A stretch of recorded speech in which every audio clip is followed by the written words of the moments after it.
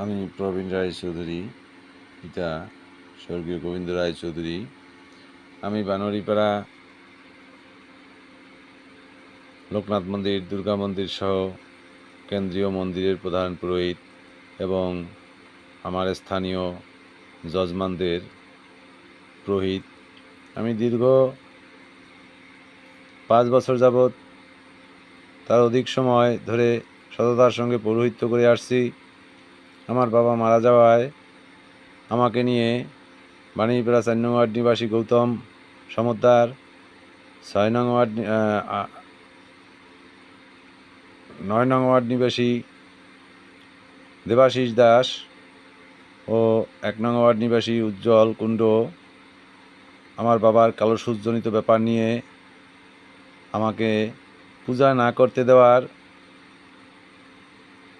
বিভিন্ন পায়তারা চালায় এবং আমার কাছ থেকে কমিটি মারফত কেন্দ্রীয় সার্বজনীন লোকনাথ মন্দিরের চাবি কেড়ে নেয় এবং বিভিন্নভাবে আমাকে অপদস্থ করতে থাকে এবং বিভিন্ন মহল থেকে হুমকি ধুমকি দেওয়ায় কোনো কার্যে এগোতে না পারে আমি আইনের সহায়তা গ্রহণ করি।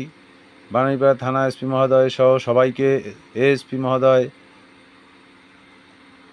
এবং প্রশাসনের বিভিন্ন মহলে অবহিত করি এবং তারা আমাকে কোনো যাতে যজমানদেরও পূজা আর্চা না করতে পারি তার ব্যাপারে যজমানদের ভুল বুঝিয়ে পায়তারা চালায়।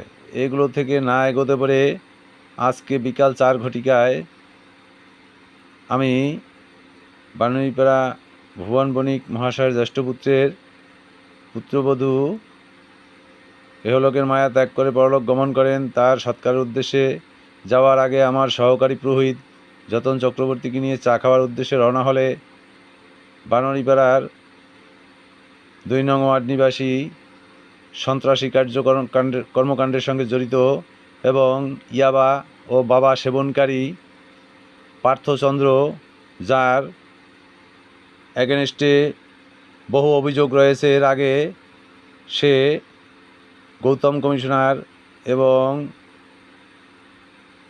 দেবাশিস দাস ও উজ্জ্বল কুণ্ডের প্ররোচনায় সে উত্ত্যক্ত হয়ে আমার পথ গতিরোধ করে এবং আমাকে হুমকি ধুমকি দেয়। এক পর্যায়ে আমাকে বাঁশ নিয়ে আঘাত করে। আমি প্রাণ রক্ষার্থে, আত্মরক্ষার্থে তা ঠেকিয়ে কোনো মতে দৌড়ে থানায় গিয়ে অবহিত করি এবং এসপি মহোদয় সহ, এসপি মহোদয়, ক্রাইম টোল মহোদয় সহ সবাইকে ব্যাপারটা অবহিত করি এবং বাণীপাড়া থানায় একটি জিডি করি।